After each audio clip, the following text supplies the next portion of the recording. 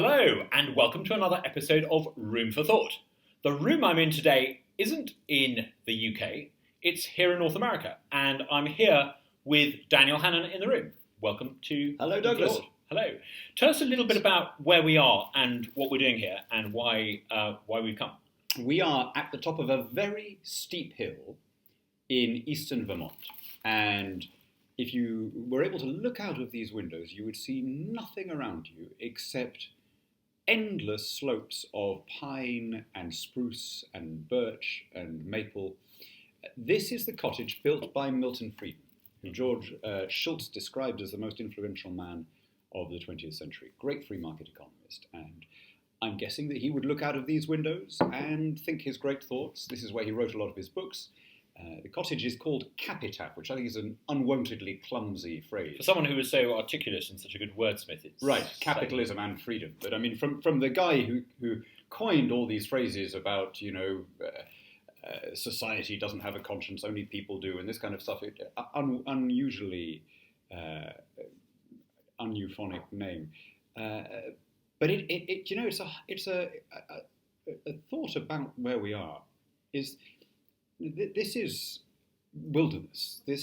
You look out of here, we're at the top of a hill, we can see in every direction, and it looks pretty much as it would have looked to the first people. It's pretty rugged. You can see New Hampshire in the distance. Yeah. It's Vermont, mountains, green mountains everywhere. Lakes, and forest. But go back 100 and something years, and this would have all been farmland. And you can see, we were walking around here, we could see the remnants of ruined cottages and walls and livestock pens. It's a very good example of what is nowadays called rewilding. And it happened because the country was getting richer. Basically, this was farmland, but it was poor, thin, rocky soil. As soon as the Midwest was opened for settlement, the people from here decanted. They didn't have an agricultural subsidy to keep them here. They were driven by self-interest, and nature poured back in. And this is one of the points that I think Milton Friedman would have enjoyed. He was, he built this house in the earliest days of the kind of green movement, but he would have really enjoyed this point that the best thing you can do for the environment is to become rich. We've seen quite a bit of it here, haven't we? We've seen deer and wild turkey and right. Even the odd chipmunk. Right, and this is the funny thing. So you're in a wealthy country, developed country, and you have the coyotes and the wolves and so on are all coming back. That is not true in poor countries.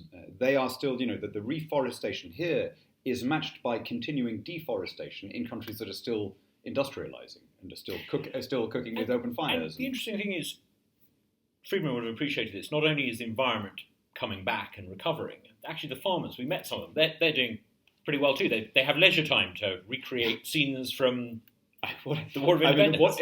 I had thought of Vermont, and I'm sure any American viewers of yours will think of Vermont as something of a woke outlier. It is an ultra-liberal... Bernie Sanders country. Right. The news has been slow to reach these hills, right? Our neighbours here are fantastic people. They are kind of bearded mountain men who speak with this kind of weird Yankee accent of the kind that I've only previously heard in black and white films, and it's not even a Vermont accent. It's this peculiar East Vermont accent that sounds a little bit more like East Massachusetts. And one of the guys who was showing us how to fire flintlocks had in his family a flintlock that his ancestors had carried in the Revolutionary War on the same land. Yeah. And Chuck has not only been living in the same plot of land for generations, he's actually got ancestors who fought against the Redskins. Yeah, it's funny, isn't it? We think of America as a young country, and Americans themselves very often think of their country as a young country. It's actually a very old country on almost any definition. I don't just mean in the sense that it's had a continuous regime, a continuing constitutional settlement for longer than almost anywhere else. But even as a nation, Portugal is older and France is, but it's in the top 10. It's a much older country than Italy or Germany or most of the modern countries in the world, let alone in the global South. It is one of the paradoxes that Americans still think that this is an experiment. It's actually an incredibly successful demonstration of stability. Mm-hmm. Tell us a little bit about let's discuss about our experience of shooting flintlocks. I seem to recall we had a competition. I won. Marksmanship. No, I seem to. Down. There were two ranges, for the benefit of the viewers. There were two ranges of targets. Some about 20 feet away, some about 50 yards away. I don't think you shot any of the ones 50 yards away. And I think I was going for those even further, that you in your myopic elderly way couldn't even see where the targets were. That's a very good way of explaining why you missed them. You weren't allowed, for the viewers' benefit, you weren't allowed to go for the distant targets until you had hit the near targets. I think you'll find, I think I've got video evidence to show this. The distant targets, I think 2 shots, and I got 2 I'll targets. tell you, actually, what was fascinating about that is, I mean, they were quite interesting weapons to handle, weren't they? But the weight was very different. The weight was all in the barrel, not in the stock. There was no kickback. You know, they were quite, and yet, imagine reloading when someone is shooting back at you. In the drizzle, right, with all things that could go wrong. I mean, a couple of the times I thought initially you had missed the target again. In fact, it had just misfired. There is that. The one time I think I did miss the fire was with a flintlock pistol, which actually is quite a difficult thing to hit targets with. Mm-hmm. I found it anyway. Mm-hmm. But an extraordinary sense of history. I mean, I just thought, how brilliant that there are these guys out in these hills with nobody around, who come out and fire 18th century firearms, which, I mean, it wasn't the actual one that had been in Chuck's family, but that they are self-consciously using sort of, Green Mountain Men weaponry. Isn't that great? What I found striking, you've got people whose ancestors fought for their freedom, and they're very conscious of it to the point where they recreate battle scenes for people like us. And then you've got Milton Friedman's cottage, who, in a very academic, wonky way, is after the same thing, freedom.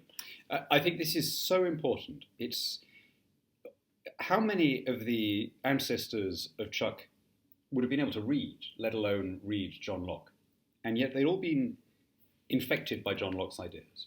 And this is the power of a good idea, or indeed the power of a bad idea. Right? The same thing happened with Marxism.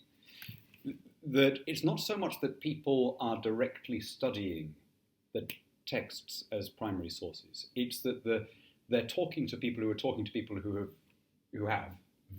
And so an idea infects a whole culture. And that happened in a very good way in the English-speaking world in the 18th century. I think there was a big shift towards personal freedom. So Locke is influencing Chuck's ancestors in the 17th, 18th century.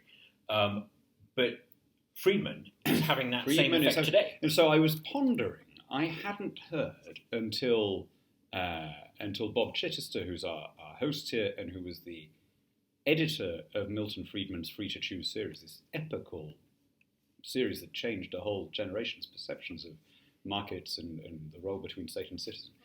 I heard for the first time that George Shultz, the now he's still going, very elderly, but the brilliant patriotic Secretary of State under Ronald Reagan, great economist, described Milton Friedman as the most influential man in the 20th century, and he intriguingly didn't say why he thought that. And I went away and I thought, it's an odd thing to say, because even in Schultz's era, you'd say, well, how could he be more influential than Thatcher or Reagan or indeed Deng Xiaoping, who dismantled the Maoist economic system and rescued, what set modern China on its path. Right, and in terms of making a practical difference in terms of human happiness, probably the most.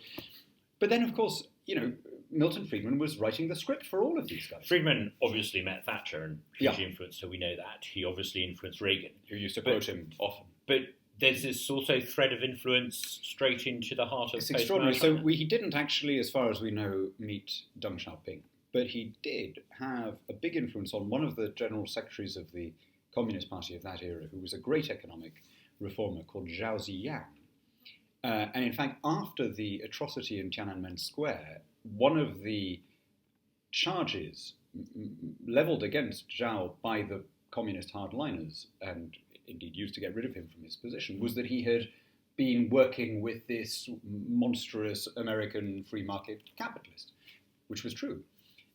So you're then left with what does influence actually mean in politics, right? Who is the John Locke of today? And I think if you are the guy, so, Margaret Thatcher, Ronald Reagan, and even Deng Xiaoping, in a way, are the actors. And the actors are the people, of course, who get the plaudits and the fame. They're on the silver screen, everyone sees them. Right. But they're only really able to operate within the parameters set by that era, within the Overton window, to use the currently voguish phrase. The guy writing the scripts for those actors could be argued to be the really influential one. Here's an interesting point. John Locke would have influenced ordinary Americans. Chuck's ancestors would have understood these ideas. They would have been popularized through pamphleteers, through Ben Franklin, or all the rest of it. Friedman, you spoke about as influencing people at the top, the Thatchers, the Reagans, the Dengs. Is there not a danger that we see people like Friedman failing to influence the masses, the ordinary Brit, the ordinary American, the ordinary Chinese?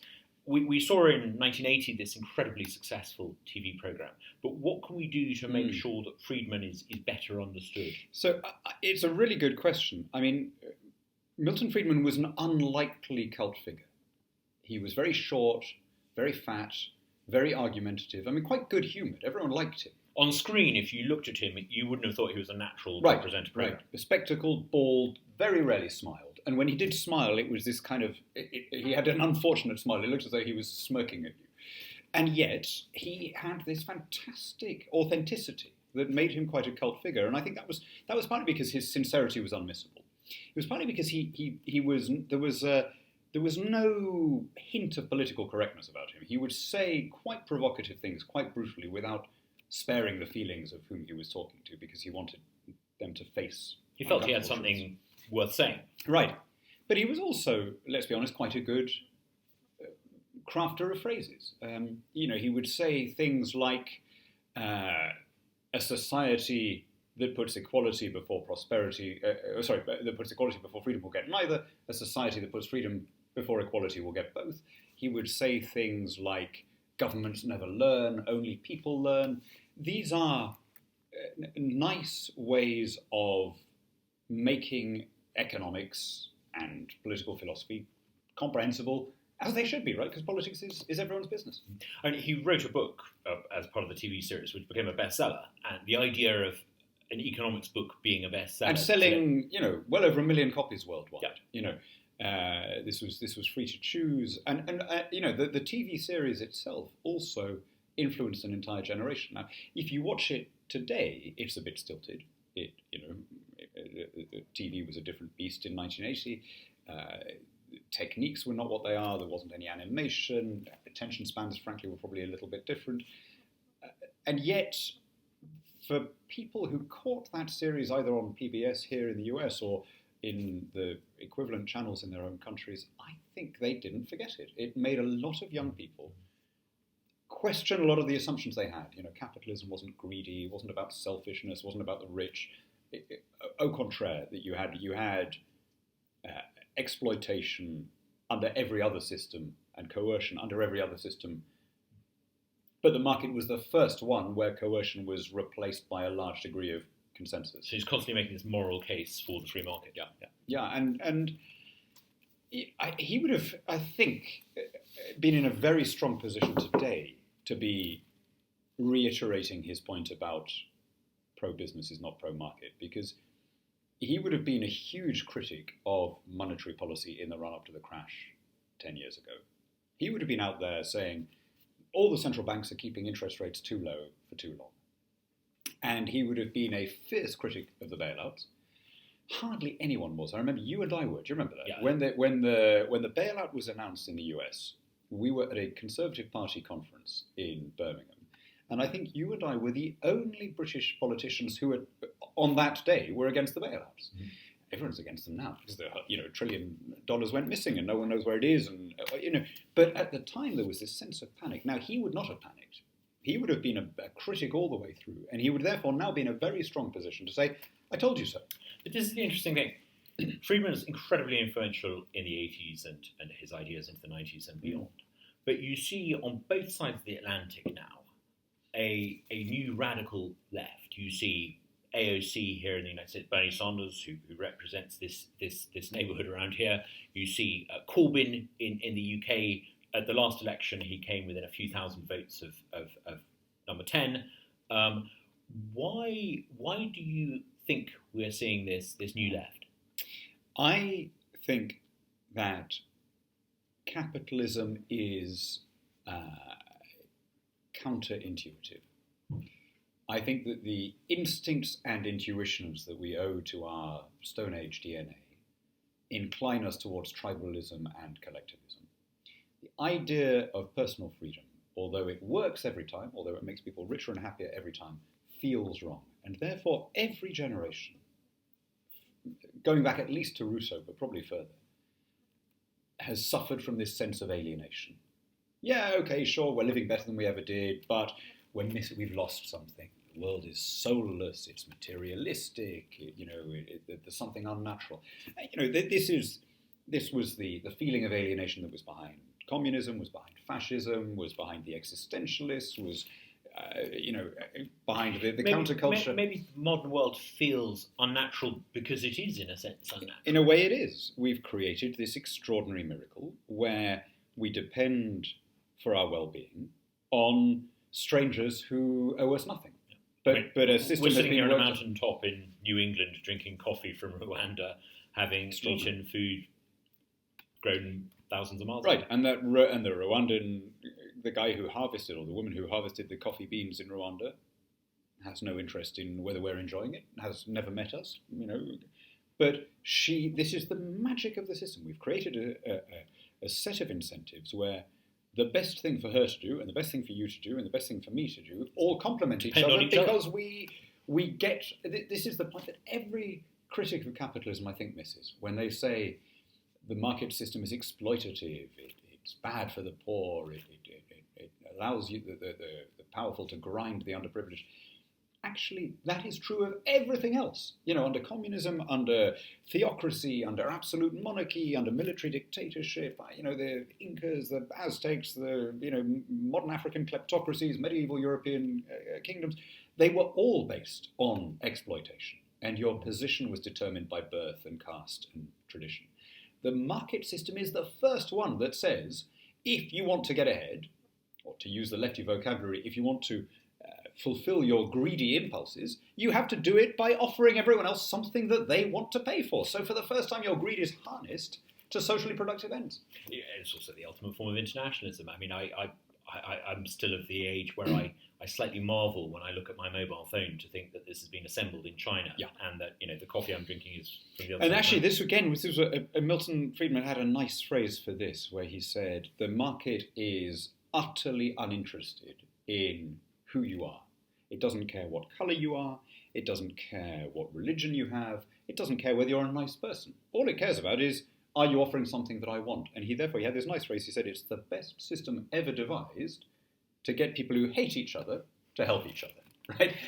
And in a world where people do feel this sense of atomization, anomie, whatever, shouldn't we be more interconnected? I mean, there is nothing that interconnects us better than a market system that encourages you to think of what the other guy wants. You can't be a successful, you can't function successfully in a market-based system without a measure of empathy, because you need to imagine what your customer or the person you're providing services to is interested in. Around the world, not just here in the United States, but particularly in France and Germany, but also in China, you are starting to see a much more sort of protectionist approach.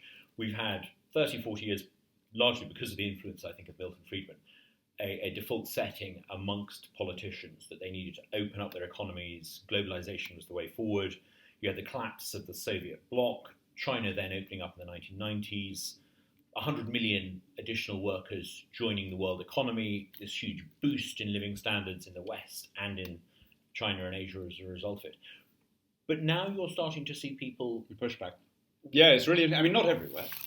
So there is still, I think, a default pro-trade setting in Chile, in Peru, in Vietnam, New Zealand, Vietnam, right? In fact, generally around the Pacific Rim, where I think a lot of the action is going to be. There's an irony of communist Vietnam liberalizing. Isn't there? I think there's a really interesting thing that has just happened in a wider geopolitical sense, which is that just as the 18th century saw a shift in the focus of world trade and world political power from the Mediterranean to the Atlantic, So this century has seen a shift from the Atlantic to the Pacific, which is going to accelerate as the 21st century progresses.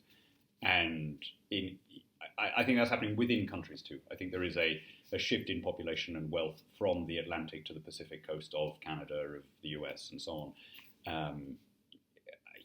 New Zealand and Australia are breaking every record for how long you can go without a negative, without a recession, or without even, in New Zealand's case, a negative quarter.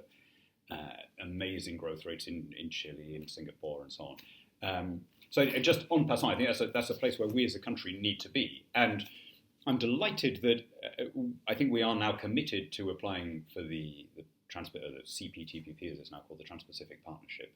A lot of people think that doesn't make sense geographically.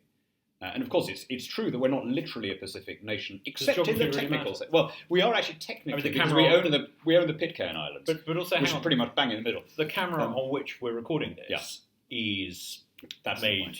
That's the point. Nation. Exactly. And this I think is a point that is often missed and is now, I think, deliberately missed because of the Brexit debate and because of the way people have started with their... You can only buy cameras from EU countries. Geography doesn't matter as much as it used to. Yeah. You know, it even if you say it still matters, and of course it's easier to go and do a pitch for business in Germany than in Melbourne, but it matters much less than it did before we had the internet, before we had jet travel, before we had container ships.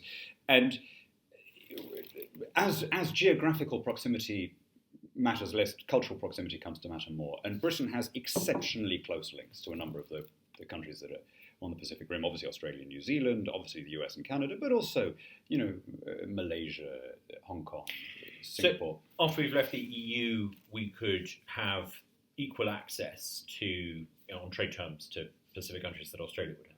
Yes. I mean, personally, I think as a first step, we should join the TPP, which is something that the Malaysian government wants, the Japanese government obviously also, where we're being invited by everybody. Mm-hmm. But I think we could go much further. Among the more ambitious trading countries like New Zealand, Singapore, I think we could replicate the kind of deal that they have between Australia and New Zealand, which is just total mutual recognition for goods and services and professional qualifications. It's legal to buy and sell something in Melbourne, and it's legal to become an accountant in Melbourne. Yeah. You can do the same in... So that is broadly what the Australian and New Zealand governments have worked towards, starting in the early 80s. And the trick is that they've reversed the burden of proof. So there is an assumption of legality, even as you say, for professional credentials. You can go a Kiwi school teacher. I think that's a really important one, actually. Yeah. Of course, in an age when resources are a dwindling part of the economy and human capital is a growing part, that's the biggie. But also, a lot of protectionism in the UK is the aristocracy of labour. Yeah. Regulations to prevent people practising a particular craft or profession. Yes. Something, I forget the statistics, but a frighteningly large percentage of jobs you need some sort of permit for. Yes. So I think the great liberalisation that would actually help ordinary middle-class Brits would be this sort of mutual standard recognition with Australia and New Zealand. And ultimately, I hope the US, which also has that. I mean, you need 2 years to qualify as a hairdresser in California. I mean, it could also drive down the costs of higher education, because if you could become a qualified accountant in Canada more cheaply than in the UK, yes, you can suddenly see what would happen. That's it. You get competition. You get jurisdictional competition, which does not mean a lowering of standards, because why does anyone want a bad accountant, right? What it means is a lowering of costs and actually an increase in standards, because once people can hire from more reputable places, the places that don't have that good reputation have to up their... Like the coffee I'm drinking, I get the highest quality at the lowest cost. Exactly. It's extraordinary how people refuse to see this, even though I'm always struck by how the Corbynistas talk about Singapore in particular as a sort of Dickensian sweatshop economy. Corbyn always talks about it as a bargain basement economy. Well, first of all, I don't know what's wrong with bargain basements. I mean, I'm quite in favour of getting stuff. Poundland is my favourite shop. I mean, it's a bizarre prejudice he has against people who want value. But actually, it's just not true. I mean, wages there are higher, life expectancy is greater, health outcomes are better, educational outcomes are better, public transport is better. It turns out that if you have a high-skilled, deregulated, open economy without these guild protections and without tariffs, guess what? It raises the standard of living for everybody. So you end up being a high-skilled and high-wage economy. I just don't get how people can have this objection to it. I suspect one of the changes from Friedman's day, when we're talking about free trade, is in Friedman's day, in order to have free trade, you basically had to have the US in favour. The Chinese economy in 1980 compared to the US economy was the size of the Hong Kong economy. The Soviets didn't count. Most of the rest of the world, apart from a few European countries, were also rats. I wonder today if even if the United States, and heaven forbid, a Corbynista Britain, was to become anti-free trade, there are now enough Singapores, enough Vietnam.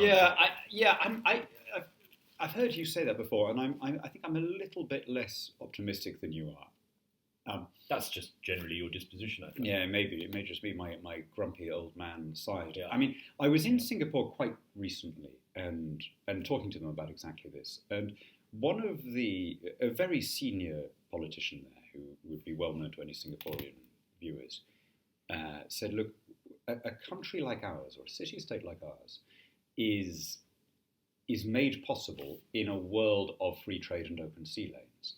But a world where China and the US were telling people that they had to pick a side and started inserting clauses into their trade deal saying you may not trade on the following terms with the other is disastrous for a country like ours. That's really interesting because, of course, the Asian miracle after the Second World War started in 4 states: Hong Kong, South Korea, Taiwan. Singapore, Taiwan. And all 4 of them were in some sense under the Anglo or Anglo-American umbrella. And all of them benefited from the injection of capital from the United States in particular.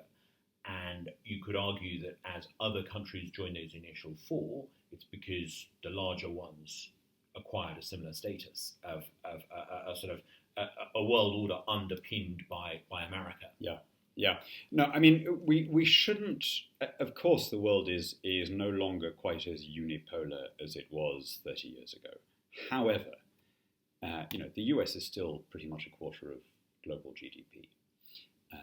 And, the Anglosphere is a third of world GDP.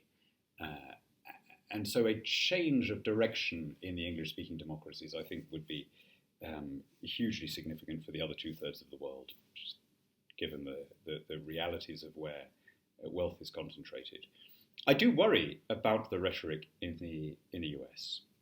I worry about the way in which people who should know better, conservatives who absolutely get why free trade works and why it delivers for the little guy and why it helps the poorest people the most, are out of cowardice or tribalism or some weird kind of polarization, pretending to go along with what on one level they know to be nonsense, which is Trump's trade policy.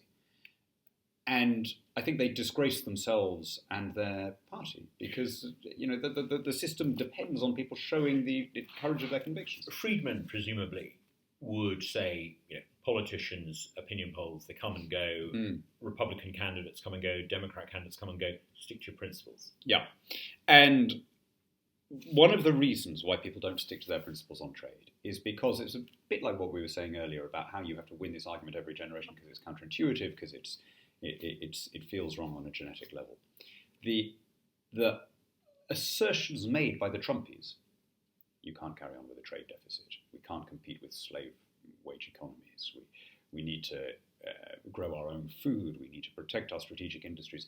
All of these things seem plausible. They all accord with our Pleistocene era intuitions. They are all wrong, and they all, if pursued, lead a country to poverty, as they will lead this one to poverty if they're not challenged.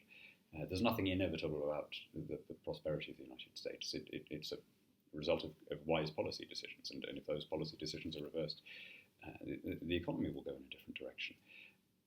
And really, everyone knows this. I mean, about the only issue that unites every economist of left and right is that following free trade benefits the country doing it more than anybody else. I mean, it has incidental benefits for the rest of the world as well.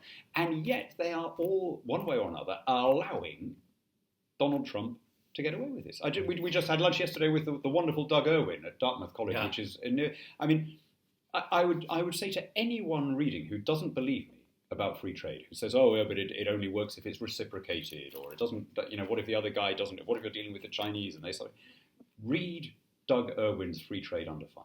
It is the most brilliant, comprehensible, short defense, which the layman, okay, you don't need to be any kind of economist, I'm not any kind of economist, but anyone can follow the argument. And it's indisputable. I want to you mentioned a book there, I want to slightly spring this on you. There's another book that I spotted you reading on the plane on the way over.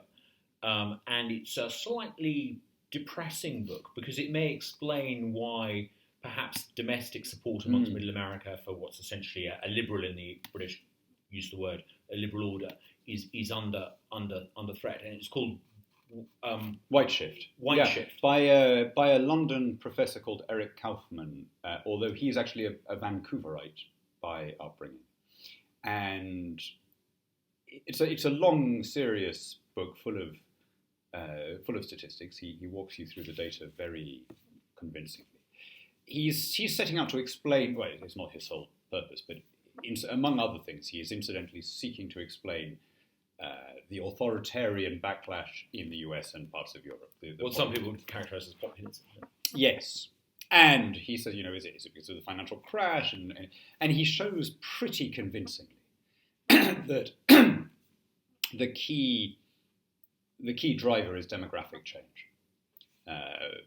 And in particular, the way in which white voters start thinking of themselves as white, rather than just thinking of themselves as Swedes or Americans or whatever.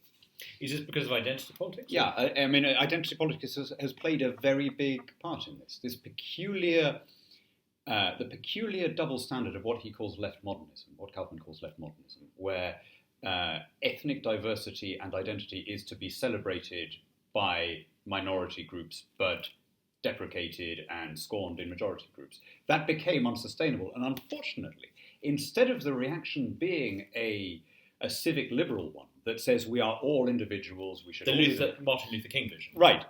And what would have been a basic assumption up until the late 60s of the mainstream left and the mainstream right, that, we should all be treated the same, we shouldn't ask to be treated differently.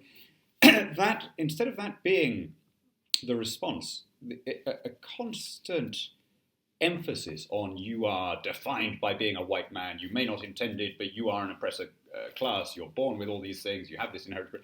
Eventually, a chunk of the population will begin to respond by thinking of themselves in a tribal sense as white voters, and they'll begin to express their political preferences accordingly. And I think that is, at least in the short term, in a multi-ethnic republic like this one, and indeed in a country like Britain where there is a large measure of ethnic diversity, I think that is an absolutely backward and dangerous development. It's also really badly suited to the emerging condition of the United States. I mean, we were in a university town yesterday. I saw a family that looked to me like they were half probably Anglo-Celtic American and half possibly Korean Chinese American. Yeah. And I saw the children about the same age as my daughter, and I thought to myself, do you know what? All this debate they're having in America over ethnic quotas is going to look utterly ridiculous when you've got Americans who don't fit into any of these boxes. And actually, that is Kaufman's cheerful conclusion. He argues that actually white people are largely going to disappear in the sense that there will be a lot of intermarriage and, 100 years from now, people are not going to look like the portraits from the 18th century. And he then asks the question, will people, when that has happened, will these new populations still think of themselves as Western people? And his answer, I haven't quite finished the book yet, but so far his answer seems to be a cautious and qualified yes. And he has a lot of... But the Roman Republic, towards the late stages, would have looked and felt and sounded probably very, very different from the young Republic. Yeah. And yet they would have identified as being the heirs to a unique tradition. Or indeed, I mean, look at when we were going through, as it were, in real time the 100th anniversary of the Great War. It was very striking that the British Army in 1918 looked a lot more like the Britain of 2018 than the Britain of 1918. And I don't think that struck anyone at the time. If anyone at the time was triggered or offended by that, they kept very quiet. I don't think anyone found it odd then. So we sometimes think that this is a completely new and unprecedented situation for us. 100 years ago, the vast majority of British subjects were neither white nor Christian. I mean, this is not a new situation for us. We live in a world where there are some people like Chuck who would have lived for many generations in a particular area. They'll be drinking coffee from Rwanda. I mean, this is globalization. You can't reverse it, and you don't want to reverse it. Why would you want to reverse it? I mean, all globalization is the removal of barriers. All it says is that if you want to buy Rwandan coffee, no one should come between you and the supplier and forbid you from it. No one's forcing you to do it. George III tried to come between the supplier for a less good beverage. I don't think that's quite right, actually. The Boston Tea Party was triggered by a lowering of the duty on tea. Yeah. The British government at the time was applying the Laffer curve avant la lettre, and this was very bad news for the smugglers, of course. And that was the trigger for the 1773. So they were protesting against market liberalisation. Yes. Yes, it's one of the dirty secrets of that whole episode. They kept that one quiet. They've kept it quiet to this day.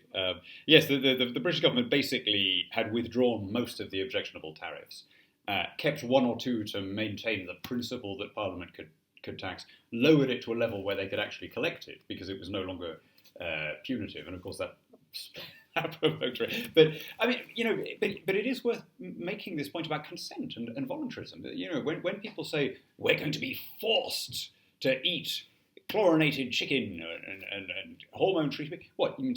An inspector's going to stand there saying, "Come on, finish your chicken"? I mean, all that free trade argues is that you should lift barriers and allow people to make the choices that they want rather than telling them what to do. This is the ridiculous argument against protectionism. All the debate about Britain allowing American-approved food produce into our food chain. Yeah. At no point when I've been over here have I hesitated about eating, and nor does anybody, right? I mean, this is what's so appalling is when you see, people who should know better, sort of Nick Clegg type people who, he lives in California. Does he ban his family from eating American There's no food? Evidence that he bans his family from eating while they're in California, and yet he will go out and say, "Oh, well, I don't think people will like it." If they're told that they must say, "Oh, come on." It's a bit like Facebook. You don't like it, don't use it. Yeah, but people are not idiots, and the vast majority. I mean, most British people have at some point been here. They know people here. They have family in the US, so they know that this is rubbish. And voters don't respond well to being treated like fools. Fantastic. It's been wonderful having this fireside chat with you. Slightly better studio than the one we normally use. And isn't it great to have a literal fireside chat? Yeah. I think the viewers will conclude that my fires are a bit better than your They're fires. a little bit like the flintlock. I was a better marksman than you, and I think you had difficulty getting the fire going, and I had to... You actually had your fire go out until I rescued it. I'm going to edit this so it becomes abundantly clear as to who's telling the truth there.